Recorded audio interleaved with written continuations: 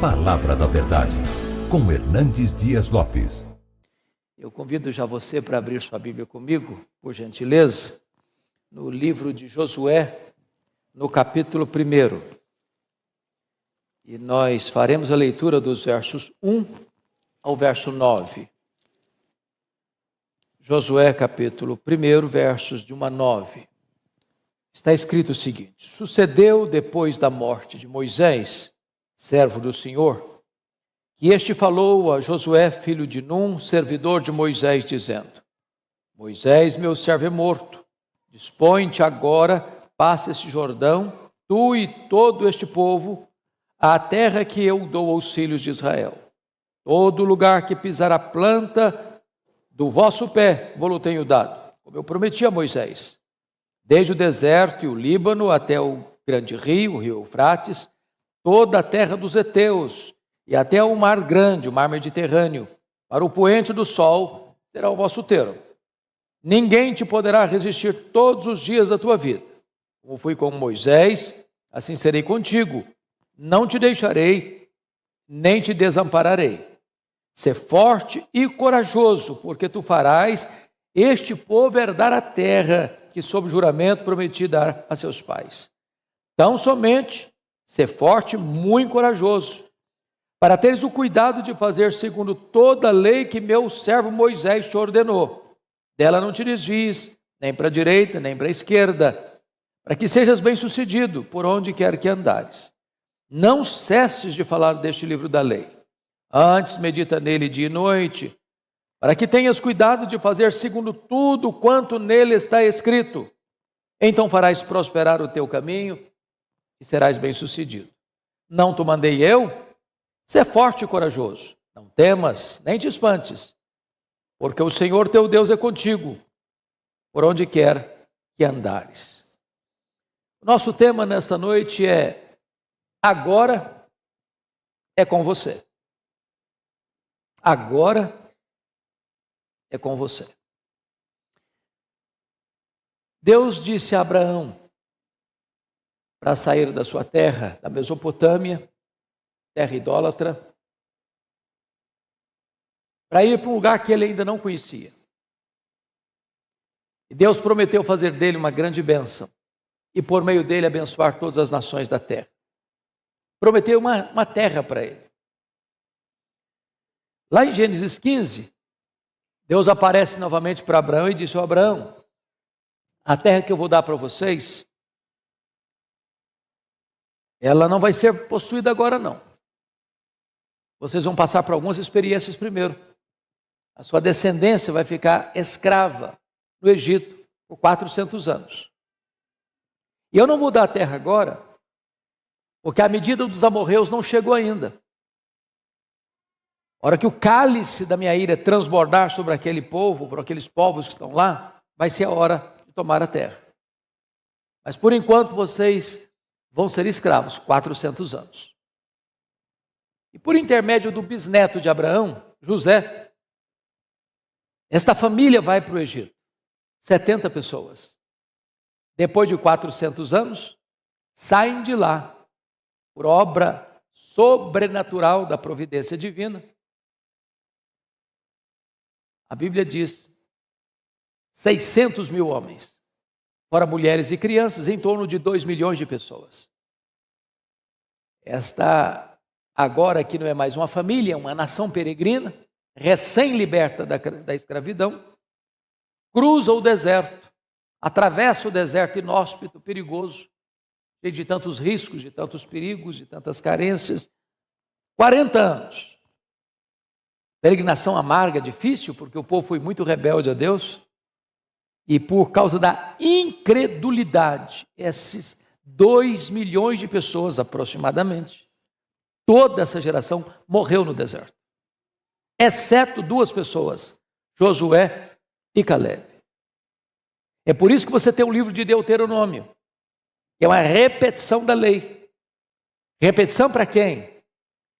Para aquela geração que não saíra do Egito, que nascera no deserto e que entraria na terra prometida. Deus leva Moisés até o Monte Pisga, até o alto do Monte Nebo, defronte de Jericó. Mostra para ele a amplitude da terra. E disse: estou mostrando a terra, você não vai entrar. E então Moisés morre, com 120 anos, sem escurecer os olhos, com todo vigor. E é nessa conjuntura que Deus chega para o jovem Josué, que acompanhara Moisés nessa trajetória. Agora, meu servo Moisés é morto. Agora é contigo. Agora é com você. Dispõe-te agora e atravessa o Jordão. Tu e todo este povo. E eu vou dar a você esta terra. Todo lugar que pisar a planta do teu pé, aí eu te darei. Agora, é preciso que você seja corajoso. Você tenha bom ânimo. Coragem para fazer tudo de acordo com o que eu vou orientar você. Atravessando os séculos, chegando até hoje, assim como Josué tinha desafios, você e eu também temos desafios. Desafios pessoais, desafios familiares, desafios no trabalho, desafios na nossa vida espiritual. E aqui eu quero deixar então alguns princípios para nós meditarmos nesta noite. E a primeira coisa que eu gostaria de trazer à sua memória esclarecida é que para nós assumirmos o nosso papel nessa geração, é preciso olhar para Deus e não para as circunstâncias. Quando eu olho para as circunstâncias hoje, o meu coração fica sobressaltado se eu não tomar cuidado. Estou com 65 anos. Eu não me lembro de viver um período mais turbulento do que estamos vivendo hoje. A maior nação, mais poderosa nação do mundo, à beira de uma guerra civil. Estados Unidos. A Europa, na iminência de uma guerra. A Rússia ameaçando o mundo com outras nações de usar armas nucleares. O Oriente Médio é um barril de pólvora.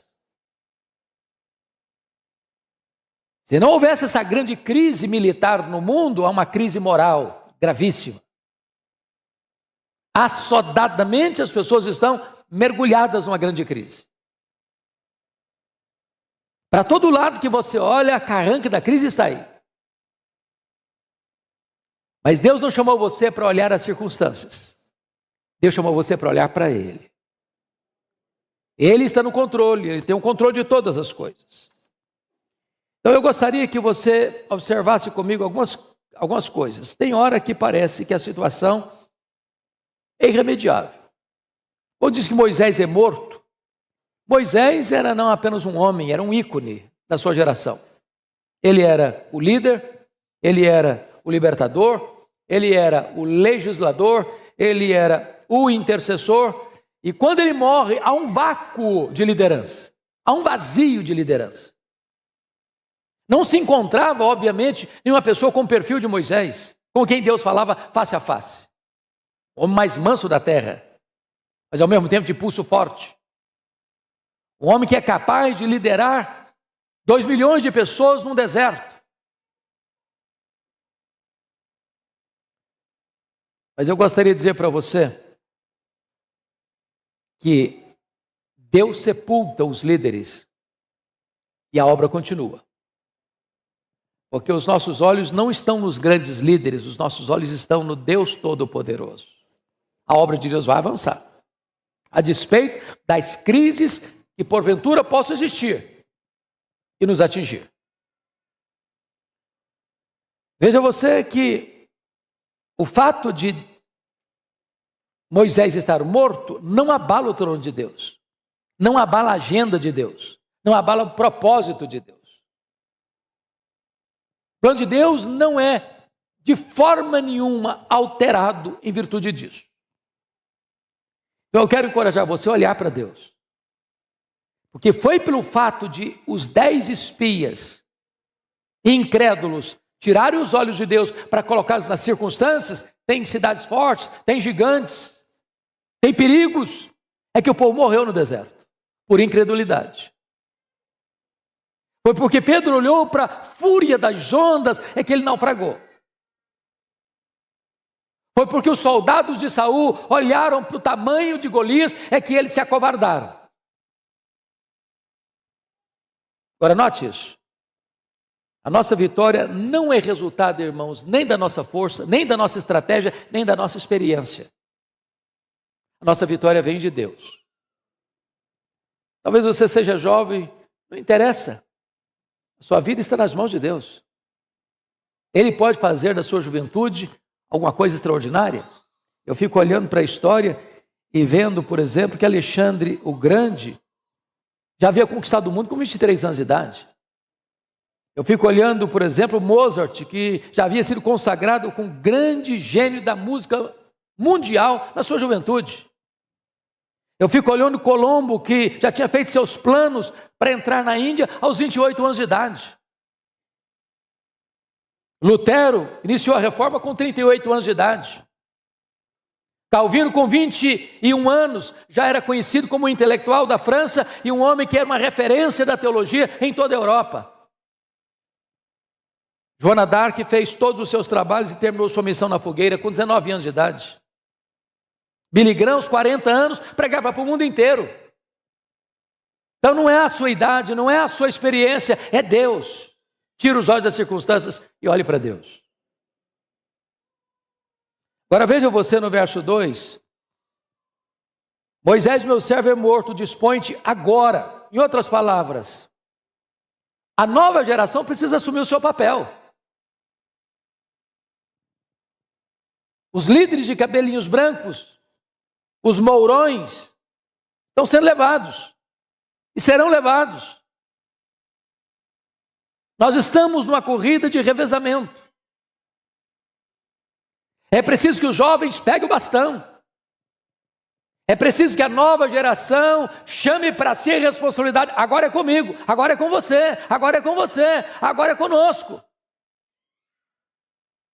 Não vivemos de saudosismo, não moramos no passado, não sobrevivemos de reminiscências.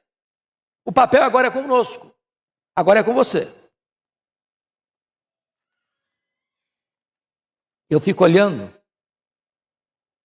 o que Wesley, revestido com o poder do Espírito Santo, naquela noite de 31 de dezembro de 1739, disse mais tarde: Senhor, dá-me 100 homens que não temam outra coisa senão o pecado, que não amem ninguém mais do que a Deus, e com eles eu abalarei o mundo.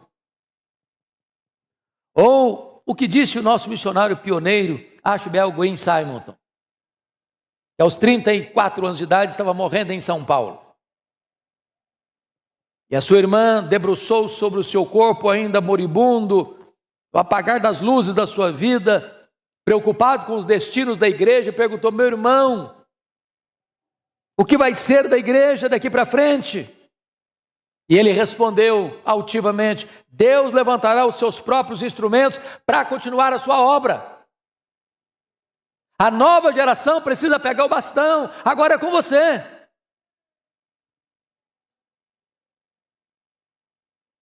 Então, veja por gentileza, que no verso 3 e 4, Deus vai dar para Josué o mapa, a geografia da terra que ele haveria de conquistar. Ele precisava saber qual era a sua missão. Em primeiro lugar, nossa missão, meus irmãos, conforme o versículo 2, é sair do deserto e entrar na terra prometida, passar o Jordão. Deserto é sinal de privação, de perigo e do mundo. O Jordão está entre o deserto e a terra prometida. O Jordão era uma barreira humanamente intransponível, não tinha pontes, não tinha canoas, não tinha botes. Atravessar o Jordão com a multidão, crianças e velhos e povo e animais, era um grande desafio. É preciso atravessar o seu Jordão. Estamos começando 2024 e é preciso que você pense qual é o seu Jordão, qual é a sua barreira, qual é o seu limite, o que é que impede você de avançar, o que é que impede você de pisar na sua terra prometida. É preciso atravessar o seu Jordão. Essa é a sua missão. Pode parecer impossível? Pode. Por você mesmo você consegue? Não. Mas os seus olhos não estão nas circunstâncias, seus olhos estão em Deus. Qual é o seu Jordão hoje, nessa noite? É uma doença? É um problema no casamento? É um relacionamento complicado com os filhos? É uma crise financeira? É um pecado que tenazmente assedia você e humilha você, envergonha você? Hoje Deus quer dar para você vitória e você vai ultrapassar essa fronteira. Em nome de Jesus. O que Deus está dizendo para Josué é o seguinte: eu já delimitei a terra, já estabeleci os limites da terra. Cabe a você agora entrar e conquistar, entrar e possuir. Quando você lê o livro de Josué, normalmente lá no capítulo 13, versículo 1, está escrito assim: era Josué, porém, já idoso, entrado em dias, e disse-lhe o Senhor: já estás velho, entrado em dias, e ainda muitíssima terra ficou para se possuir. Ele não possuiu o que Deus havia dado para ele. E quando você avança para o livro de Juízes, Israel passou 330 anos, no período mais sombrio da sua vida, sendo escravizado exatamente por aqueles povos que ele, Israel, tinha que tirar dali. Então, ou nós obedecemos a Deus, ou sofreremos as consequências. É preciso crer, é preciso agir. A nossa missão é tomar posse de tudo aquilo que Deus nos prometeu em sua palavra. Qual é o seu alvo de vida? Qual é o seu projeto para este ano? Eu fico olhando a história da igreja, eu vejo um Hudson Taylor, tinha um alvo na vida dele: evangelizar a China. Eu olho para William Wilberforce, ele tinha um alvo na vida dele: era derrotar a escravatura, a escravidão na Inglaterra. Eu olho para a vida de Martin Luther King, qual era a grande bandeira dele? Era vencer o problema do preconceito racial no seu país. Qual o seu alvo? Qual o seu projeto?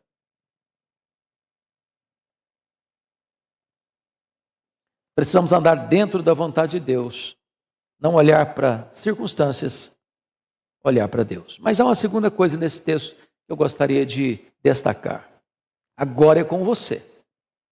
Então, você precisa tirar os olhos dos inimigos e colocar os olhos nas promessas de Deus.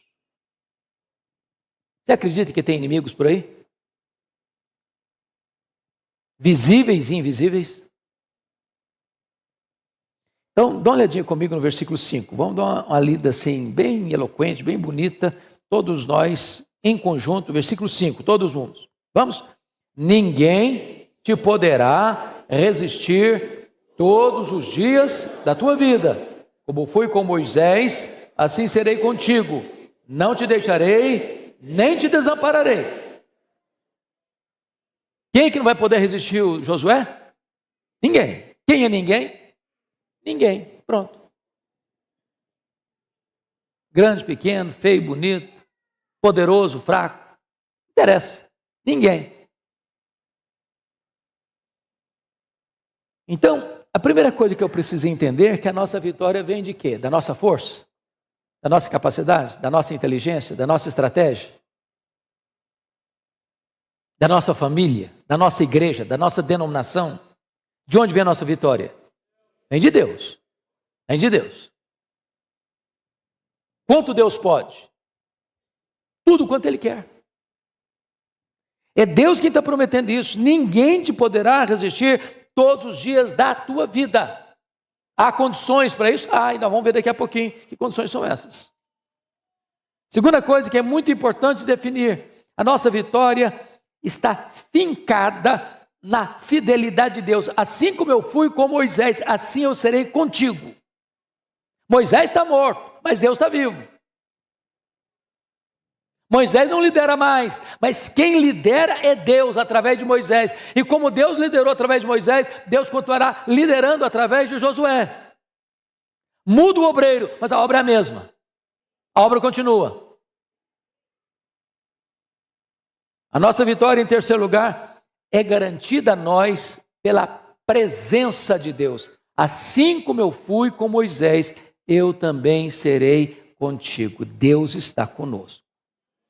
A presença de Deus é a nossa garantia de vitória. Mas o último ponto que eu gostaria de destacar nesse texto, agora é com você. Então você tem que tirar os seus olhos das circunstâncias e colocar os seus olhos em Deus. Agora é com você. Então você tira os seus olhos dos inimigos e coloca os seus olhos nas promessas de Deus. Mas em terceiro lugar, agora é com você. Então, tira os seus olhos dos seus próprios sentimentos e coloque os seus olhos na palavra de Deus. Se eu for olhar os meus sentimentos, eu vou bambear, fraquejar. Mas se eu for governado pela palavra de Deus, eu vou avançar. Os nossos sentimentos oscilam, não oscilam? Tem dia que você está bem, tem dia que você está mal, tem dia que você está animado, tem dia que você está desanimado, tem dia que você está doente, tem dia que você está com saúde, tem dia que você está com vontade de matar um leão, tem dia que você está querendo fugir do leão. Então, seus sentimentos são uma gangorra, é um zigue-zague. Você não pode depender deles.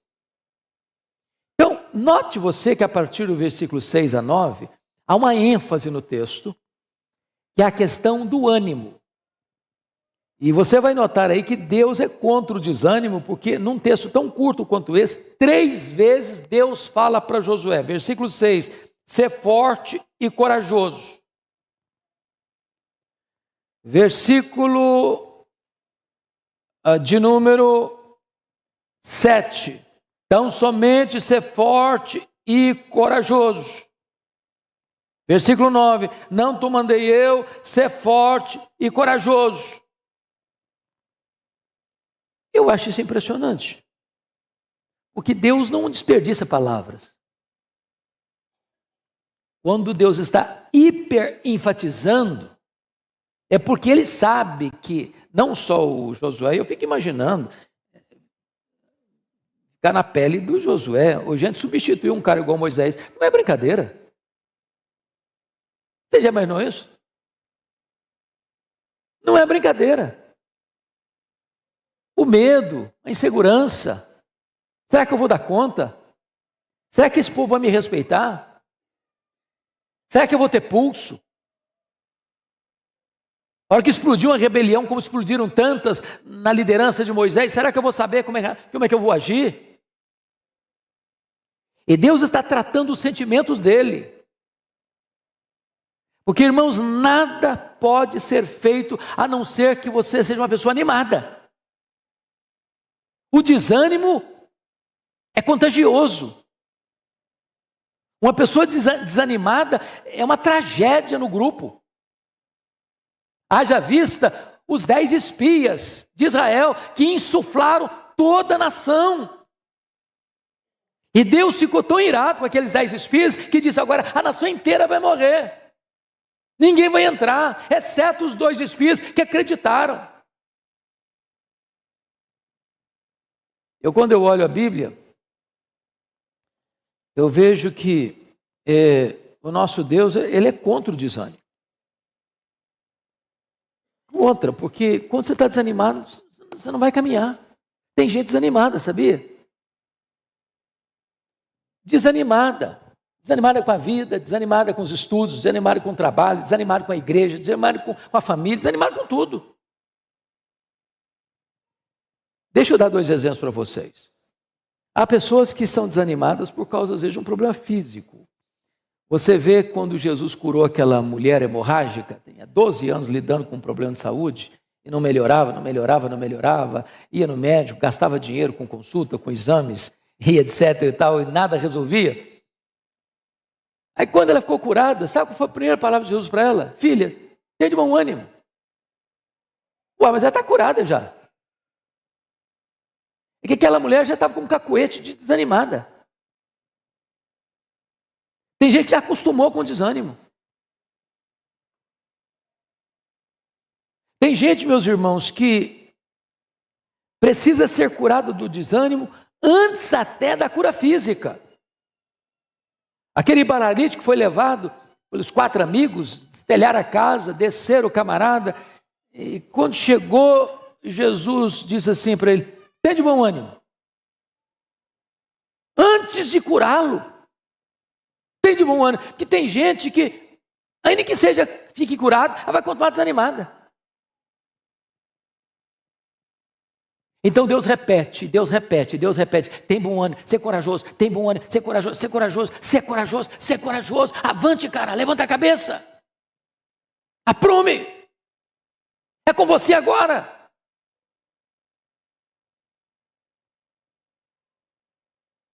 Agora, veja você que o ânimo é produzido pela promessa de Deus. Versículo 6. Ser forte e corajoso, porque tu farás este povo herdar a terra. Isso é o quê? Promessa de Deus. Você não está animado porque você é forte, porque você é o cara, porque você é inteligente, porque você tem estratégia, porque você tem network, porque você tem influência. Não. Você tem que estar animado porque você tem promessa de Deus. E promessa de Deus e realidade são a mesma coisa, porque Deus é o avalista da sua promessa, da sua palavra. Segundo, o que gera o ânimo é agir de acordo com a vontade de Deus. Olha o verso 7 comigo. Tão somente ser forte e corajoso, para teres o cuidado de fazer segundo toda a lei que meu servo Moisés te ordenou. Dela não te desvies, nem para a direita nem para a esquerda. Ou seja, para você ter ânimo, você tem que fazer a coisa do jeito de Deus, não é do seu jeito não. Você é cabeça dura não. Tem que obedecer. Tem gente que quer romper, quer fazer, quer acontecer, mas não consulta Deus, não pede a Deus orientação, não pede a Deus discernimento, não atende os preceitos que Deus estabelece na sua palavra. Então, para ter vitória, para possuir a bênção de Deus, a promessa de Deus, a terra prometida, é preciso obedecer os preceitos que Deus estabeleceu. Mas em terceiro lugar, o que mantém o ânimo é a consciência da presença de Deus. Olha o versículo 9 comigo. Não te mandei eu ser forte e corajoso, não temas nem te espantes, porque o Senhor teu Deus é o quê? Contigo, por onde quer que andares. Se você tem consciência de que Deus é com você por onde você andar, você tem ânimo, você tem coragem. Pois bem, amados, eu gostaria então de agora colocar para você esse ponto, para mim, da mais alta importância. O texto fala da palavra de Deus e dá aqui para nós 3 orientações muito seguras. A primeira delas está no versículo de número 8. Ele diz: medita neste livro da lei de dia e de noite. O que é meditar, irmãos? É ler rapidamente? Meditar é ruminar, é refletir, é ler um texto da Bíblia e demorar nele, morar nele, mergulhar nele, permitir que esse texto fale com você, ministre a você, oriente você, colocar em prática. É isso aí. E não basta ler atabalhoadamente. É preciso meditar. Mas a segunda orientação está aí no versículo 7. Ele diz assim, para teres o cuidado de fazer. Então, primeiro você medita, depois você faz. Porque o fazer é resultado, é consequência do meditar. Se você não medita, você não vai fazer. Mas tem um terceiro elemento que Josué recebeu como orientação. Veja comigo o versículo 8, a parte B. Não cesses, na parte A, não cesses de falar. Então, vamos, os 3 verbos de progressão. Medita, faz, fale. Porque tem gente que medita e guarda. Não compartilha. Quando Paulo está escrevendo a sua segunda carta a Timóteo, ele dá 4 orientações para Timóteo. Timóteo, guarda bom depósito, guarda o evangelho. Timóteo, sofre pelo evangelho. Timóteo, permanece no evangelho. Timóteo, prega o evangelho. Ou seja, aquilo que você medita, aquilo que você pratica, precisa ser proclamado.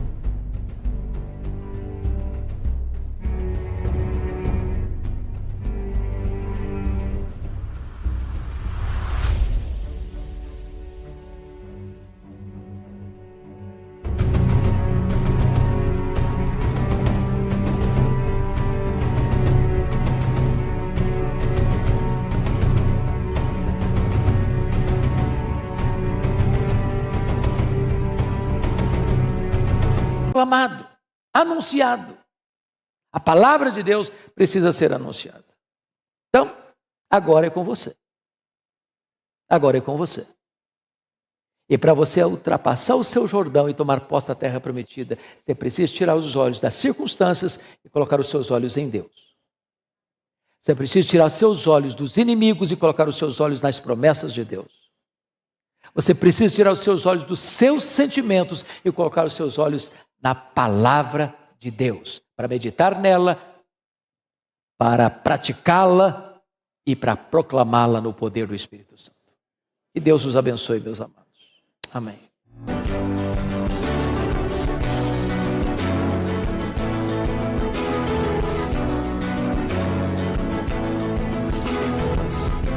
Palavra da Verdade, com Hernandes Dias Lopes.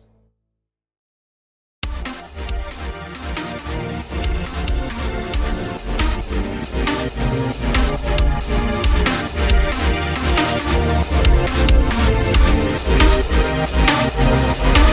right back.